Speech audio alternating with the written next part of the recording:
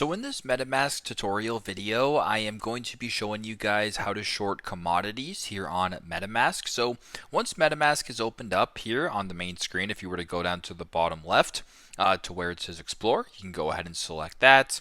Once you're on the Explore page right here, you can either go to the top and search up a commodity of your choice, or what you guys can actually do is just scroll down to where it says Perps right here and select that, and make sure that commodities is selected. So once you're on the commodity screen right here, you can just scroll down and see a bunch of different commodities. So for this example, if you wanted to buy a short position for gold, I just go ahead and press gold right here.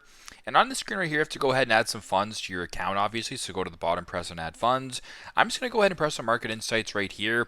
Then at the bottom where it says long or short, you can go ahead and select short.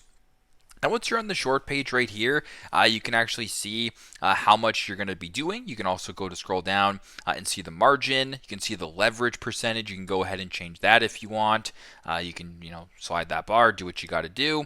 Auto close right here. You can go ahead and play around with that. And where it says pay with, you can go ahead and select how you want to pay for this as well. But anyways, you can also go to the top, press on market right here, do a market order or a limit order, go to the bottom, and then press on where it says for me insufficient funds to proceed this way with the transaction. So pretty simple, pretty straightforward, but that is how to short commodities on MetaMask. Thanks again for watching, and I hope this video helps.